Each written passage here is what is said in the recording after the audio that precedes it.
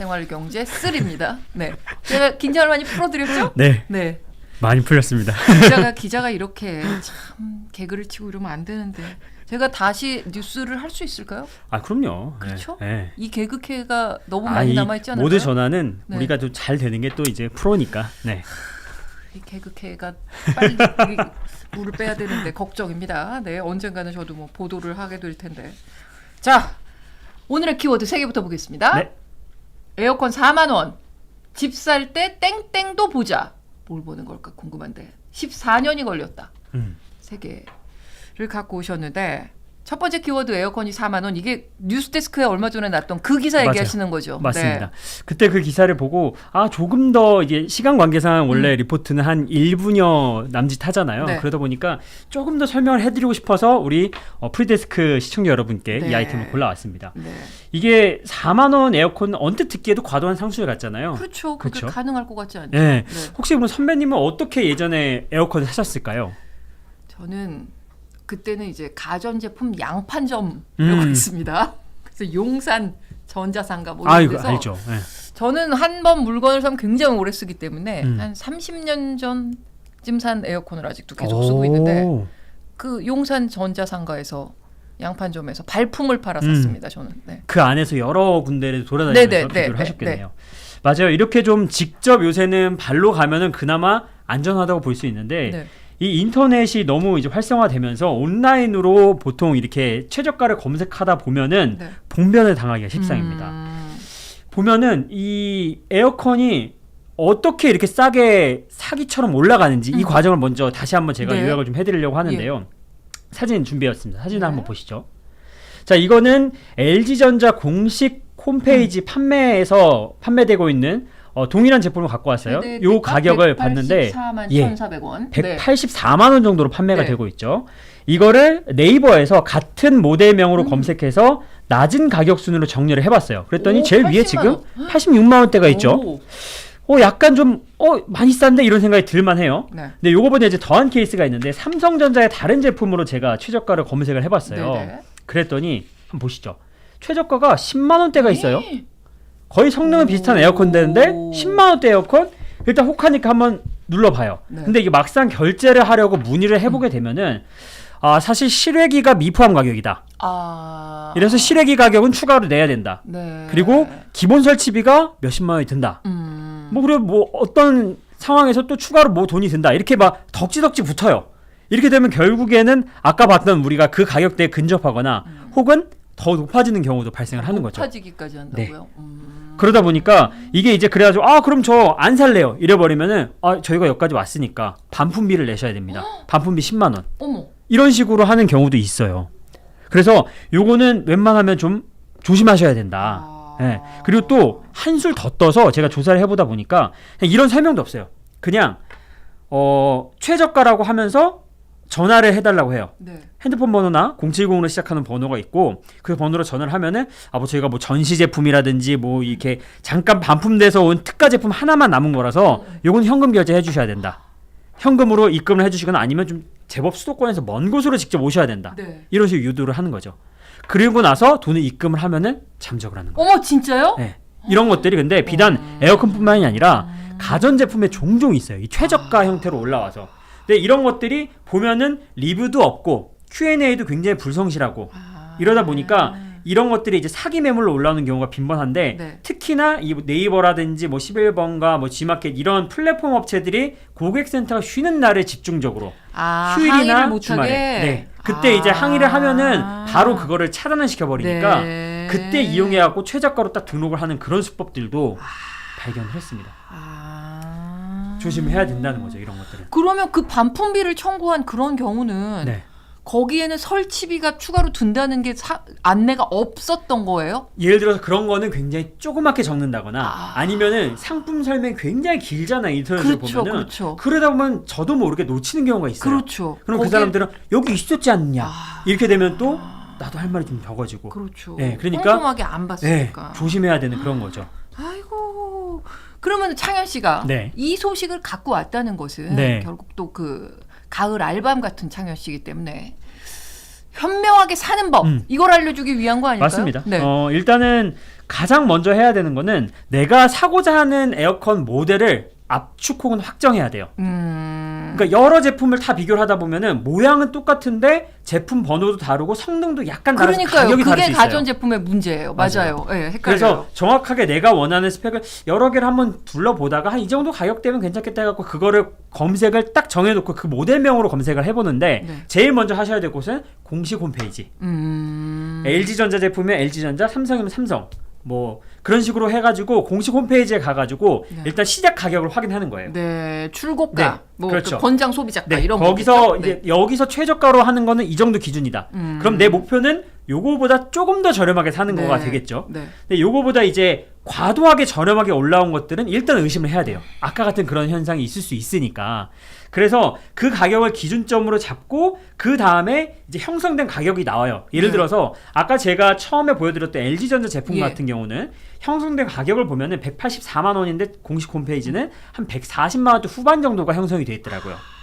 그러니까 그 정도, 고만고만하게. 네, 응. 그 정도에 이제 몰려 있어요. 여러 개의 업체가. 그럼 그 중에 이제 내 카드 할인 혜택이 어디가 더 좋은지 혹은 어느 그 플랫폼이 그때 잠깐 쿠폰 이벤트를 하는지 그런 것들을 비교해서 사시면은 네. 그게 최저가가 될 거다.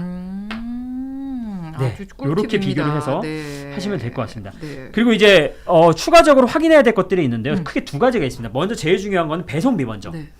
내가 사는 곳이 서울이다 혹은 수도권에 좀 편리한 곳이다 하면은 배송비가 무료인 곳도 있고 아주 적게 나오는 곳도 있어요. 근데 약간 좀 도서상간 지역이라든지 조금 먼 곳이다 하면 추가 배송비가 붙습니다. 이거는 이제 거기 사전에 안내가 되어 있어요. 그래서 그거를 내 지역에 대입해봐서 네. 확인해보면 되는데 대부분 다 10만 원 이하로. 그래서 이 배송비가 먼저 있고 두 번째는 이 설치비입니다.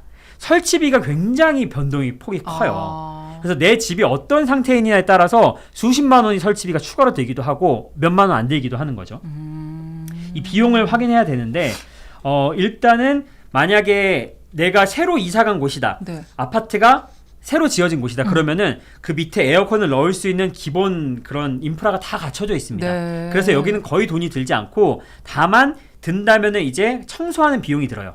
그 라인이 어쨌든 먼지가 쌓여 있을 수도 하니까 그 라인을 한번 밀어내주는 그 청소비 몇만 원 정도 그 정도만 드는 게 베스트죠. 근데 이게 또 만약에 이 설치가 전혀 안 해본 지역이에요. 예. 뭐 예를 들어서 아이방에 놔주고 싶은데 이 아이방에 뭐 기존에 그 오래된 배관이 집이어가지고 없죠. 배관이 예, 없다. 예. 그러면은 그럼 뚫어야 되잖아요. 구멍을 뚫고 타공비 나오고요. 그 타공비에 추가해서 외부로 배선을 연결하는 그 배선료 나오고요. 그리고 실외기를 뭐 옥상에 올리느냐 아니면 바깥에 설치하느냐 이 실외기 설치 비용이 나오는 거예요. 그래서 이런 비용들이 다 추가로 되니까 요거를 사전에 확인을 좀 하실 필요가 있어요.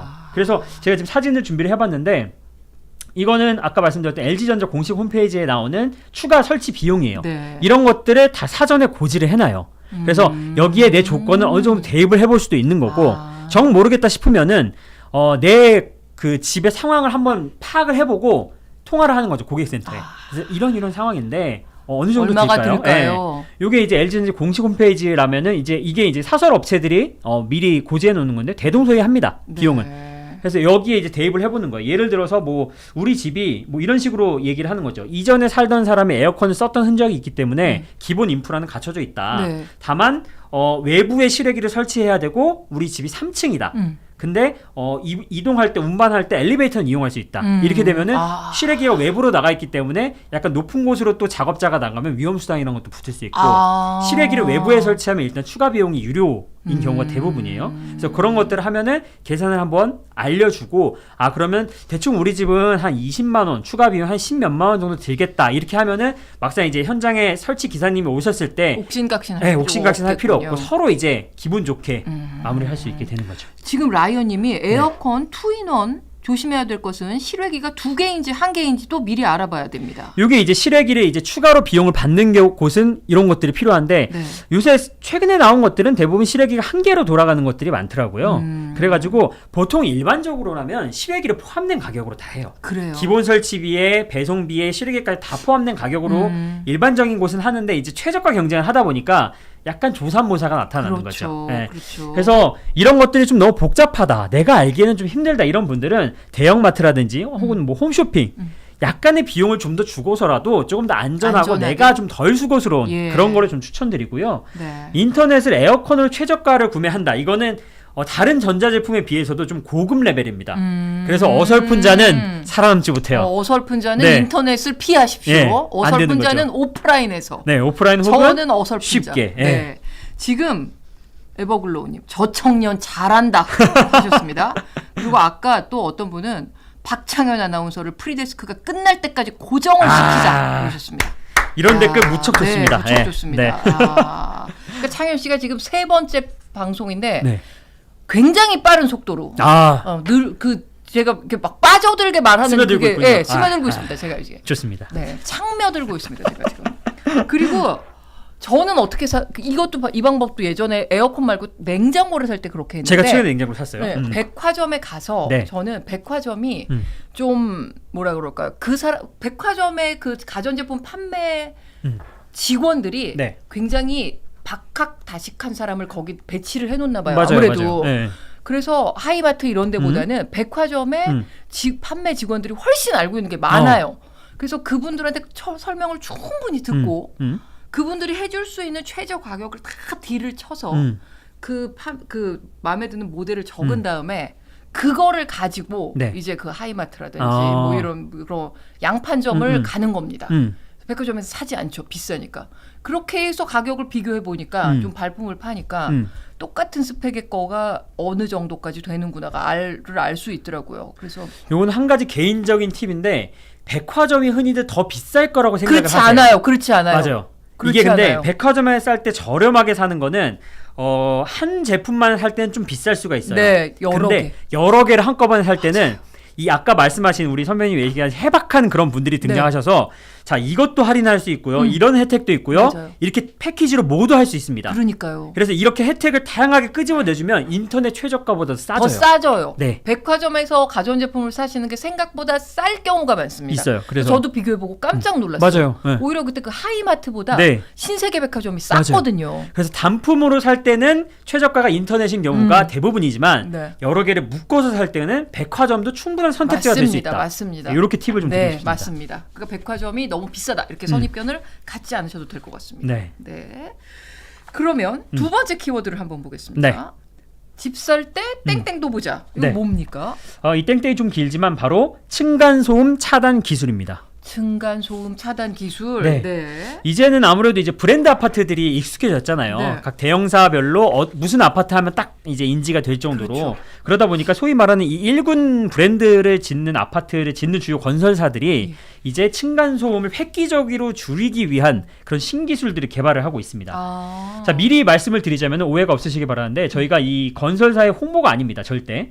아파트라는 게 사실 최소 몇 억에서 수십억을 호가하는 그런 가격들이 형성하고 그렇죠. 있잖아요. 그러니까 이거를 하나의 제품으로 본다면은 정말 꼼꼼하게 따져봐야 되는 게 맞아요. 근데 맞아요. 그동안 우리가 그렇지 못했던 것도 사실이죠. 맞습니다. 하다못해 수천만 원짜리 차를 계약할 때도 직접 시승도 해보고 그 사원들한테 이런저런 거 다 물어보고 꼼꼼하게 그렇게 체크를 하는 게 일반적인데 네. 앞으로 집을 살 때도 그렇다면 이 층간소음 기술도 고려 대상에 넣어야 된다. 그렇죠. 그런 의미에서 제가 이거를 좀 소개를 해보려고 합니다.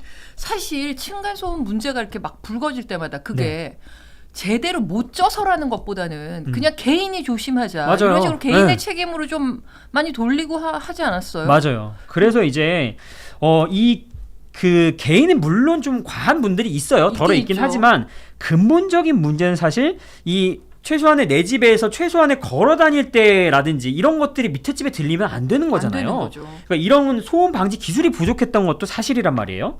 그래서 이 인증 기준을 작년에 이제 정부가 강화를 했습니다. 아파트를 다 지은 뒤 바닥 충격음을 테스트를 해봤을 때 이 성능을 평가를 하고 공동주택 층간소음 사후 확인제를 도입을 했습니다.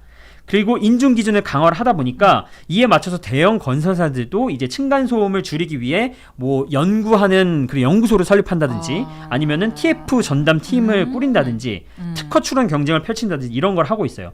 이게 관건은 이 개발한 기술을 대규모 아파트 시공 현장에 정확하게 적용할 수 있느냐인 것 같아요. 하나하나 좀 차근히 소개를 해드리려고 하는데요. 대우건설 같은 경우는 21년에 개발한 스마트 3중 바닥 구조를 대구에 시공 중인 자사 프루지오 아파트에 처음 적용을 했다고 합니다. 네. 최근 성능 검사를 앞두고 있고요. 여기에 집 안에서 우리가 월패드라고 하죠. 이거를 네네. 통해서 만약에 내가 내 집에서 층간 소음을 좀 과하게 내고 있다. 그러면은 이게 이제 알림이 뜨는 거죠. 그래서 다른 집이 시끄러울 수 있습니다. 네, 뭐 아랫집이 이렇게. 시끄러울 수 있습니다. 이런 식으로 그러면은 내가 지금 조심해야 되는구나. 이런 걸 알 수 있는 기술까지 좀 추가를 했다고 하더라고요.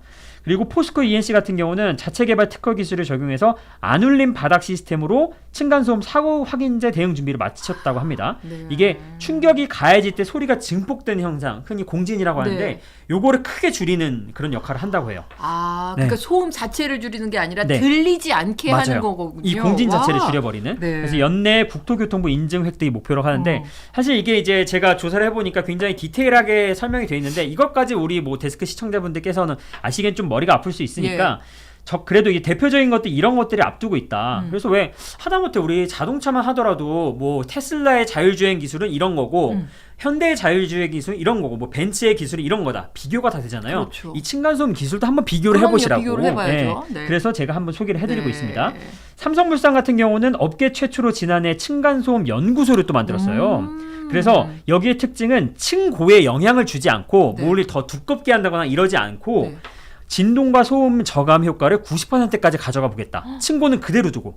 이게 여기의 핵심 기술이고 특허 출원까지 마쳤다고 합니다. 그래서 지난해 10월 층간소음 차단 신기술로 서울 한 아파트 현장에 적용을 해서 성능 등급 평가를 받았는데 1등급 인증서를 취득했다고 해요. 그래서 좀 이렇게 앞서 나가고 있는 그런 모습이죠. 그리고 이제 마지막으로 GS건설 같은 경우는 5중 바닥 구조를 개발해서 특허 출원을 완료했다고 합니다. 기존의 층간소음 1등급 성적서를 받은 4중 구조에서 층을 하나 더 넣어서 성능을 강화했다고 해요. 그러니까 이게 되는 거였군요. 네. 그러니까 저는 그게 조금 그렇죠. 좀 어이가 없네요. 네. 근데 이전에는 사실은 이 규제도 없었고 이제 이 사람들도 다 개인의 잘못으로 몰아가고 이러니까 그러니까요. 뭐 굳이 우리가 나서서까지 해야 되나 이런 게 있었는데 이게 사실은 저는 그렇게 생각합니다.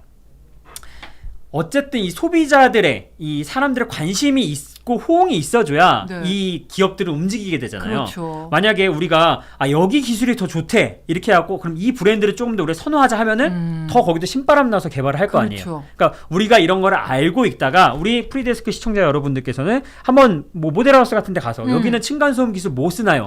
이렇게 한번 던져주면은 있어 보임과 동시에 삼성물산은 90% 이상 없앤다는데 여기는 지금 뭐 어떤가요? 그런 식으로 이렇게 딱 해주면은 여기서도 여기 이제 소비자들의 니즈가 여기에 있구나 이렇게 되는 거죠. 네. 참 재밌는 내용이 참. 자, 마지막 키워드 보겠습니다. 네. 14년 걸렸다. 14년 뭐에 그 14년이 걸렸습니까? 그러게요. 뭐 때문에 이게 14년까지 걸렸을까요? 뭐가 14년까지 걸렸을까요? 이게 바로 실손보험 청구 간소화가 국회 문턱을 넘기까지 14년이 걸렸다는 겁니다. 그렇게 실손보험 가입자가 많은데요. 맞아요. 야, 이게 그동안 실손보험 청구하기가 제법 까다로웠어요. 맞아요. 그래서 4천만 명에 육박을 해요. 이 실손보험 가입자는 뭐 어르신부터 아이들까지 네. 다 가입이 돼 있는데 이 서류가 복잡한 절차가 있다 보니까 미루다가 놓치는 경우도 있고 까먹고 그냥 넘어가는 경우도 있었단 말이에요. 근데 이제 이 복잡한 절차 없이 아주 간편하게 실손보험금 수령이 가능해질 것 같습니다. 일단 지금 현재 상황을 먼저 보시면은 제가 이제 제 실손보험 청구하는 거를 한번 오늘 찍어봤어요. 네. 보면 이 청구 서류 안내 보면은 뭐 공통 서류부터 시작해서 쭉 나와 있죠. 네. 기존의 실손보험을 청구하려면 비교적 편하다는 앱을 통해 한다 해도 처음엔 진입 문턱이 이렇게 있습니다. 진료비 영수증, 진료비 세부 내역서, 질병 코드가 포함된 처방전, 진단서 이런 것들을 다 병원에 가기 전에 미리 파악을 해야 돼요. 병원에 가기 전에 네. 그래서 병원에 갔을 때는 결제를 하면서 수납하면서 이런 거 준비해 주세요라고 요청을 하지 않으면은 한 번 더 가야 되는군요. 더 가야 돼요. 근데 이게 정기적으로 가는 사람이면 모를까. 한 번 갔다가 오는데 뭔가에 또 가면 내 그렇죠. 차비 들죠, 시간 들죠, 그렇잖아요. 그러다 보니까 말자 이렇게 하는 경우가 있잖아요. 게다가 그게 소액이라면 말자 하는 맞아요. 거죠. 예. 그리고 이게 끝이 아니라 이 서류 준비하고 단계별로 뭐 체크도 하고 동의서도 누르고 뭐 또 확인하고 이렇게 해서 신청을 하면은 이제 신청이 겨우 들어가는 거죠. 네. 그래서, 그러면 앱으로 못 하시는 어르신 분들은 어떻게 해야 맞아요. 돼요? 저희 어머니만 하더라도 네. 이걸 앱으로 못 하셔갖고 일일이 전화를 하셨던 거예요. 그래서 팩스 되는 데 갖고 팩스 넣으시고. 팩스. 네. 그래서 이제 저 같은 경우도 사실 MZ 세대에 이제 끼는데 저도 진입 문턱이 있었는데 어르신들은 오죽했겠어요. 네. 근데 이것들이 이제 이제 바뀌는 거죠. 지금 14년 만에 법안이 이제 약간 이제 문턱을 좀 넘은 거예요. 완전히 네. 아직 확정된 건 예, 아니고요. 예. 소비자 입장에서 굉장히 편한 그런 건데 네. 사실 궁금하지 않으세요? 왜 14년이나 걸렸을까? 그러니까요. 왜 네. 그때 소비자들한테는 이렇게 좋은 건 4천만 명이 실손보험을 들고 있는데 왜 문턱을 못 넘었나요? 그러면 이게 히스토리를 좀 살펴볼 필요가 있어가지고 네. 저도 조사를 좀 해봤는데 네. 2009년에 국민권익위에서 실손보험에 가입한 이 소비자가 번거로운 청구 과정이 있으니까 보험금을 제때 지급받지 못한다. 이거 좀 개선을 해봐라. 그래서 보험사의 실손보험 청구를 전산화하라 이렇게 네, 권고를 네, 했다고 합니다. 네. 근데 보험업계에서는 나름 이 셈이 맞아 떨어졌어요. 실손보험 지급액이 물론 늘어나겠지만은 본인들이 일단 업무 효율화가 되고 그렇죠. 그리고 이 다른 또 하나의 이유가 있기 때문에 이런 것들로 찬성을 했어요. 근데 의료계가 반대를 한 거죠.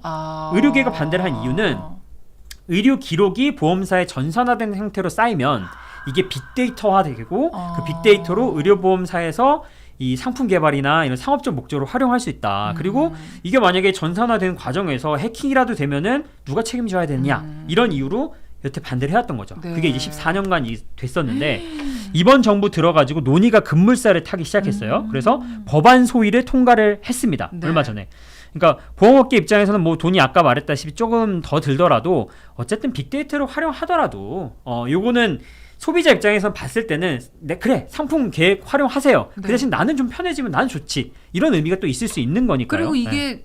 절차가 간단해지면 가입자도 늘어날 수도 있거든요. 그럴 수도 있어요. 보험업계 네, 맞아요. 입장에서는. 네, 그래서 어쨌든 소비자 입장에서는 의미가 좀 있는 그런 상태인 것 같다. 네. 근데 지금 심사 소위만 통과한 맞아요. 거라면 소위만. 네. 이제 상임위도 가야 되고 맞아요. 법사위도 가야 되고 본회의도 가야 네. 되고 될 것 같아요. 지금 이제 말씀해주신 대로 선배님이 얘기해주신 대로 단계가 몇 단계가 더 남았어요. 네. 일단은 해당 상임위의 법안 소위만 통과한 거거든요. 맞아요. 근데 대부분은 큰 문제가 없으면 법안 소위를 통과하면 쭉쭉쭉 올라가는데 요거 같은 경우는 이제 정무위 전체 회의를 한번 거쳐야 되고 법제사법위원회 문턱을 넘어야 되고 그다음 본회의에 상정돼서 가결되고 이제 무사히 공표까지 돼야 되는데 거부권도 행사 안 그럴 수 하셔야 있어요. 돼요. 요새는 약간 그게 또 변수가 있으니까 예, 그거까지 생각을 해야 되는데 다만 이게 현 정부의 규제 혁파 대상 중 하나였어요. 그러다 보니까 여당 혹은 정부에서도 긍정적인 시그널을 보내고 있고 또 여론도 나쁠 게 없잖아요, 사실은. 네, 그렇죠. 그러다 보니까 야당에서도 딱히 반대할 일이 없다 이렇게 예상이 되기 때문에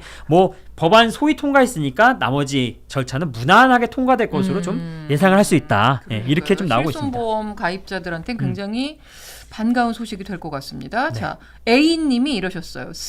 진짜 쓸모 있네.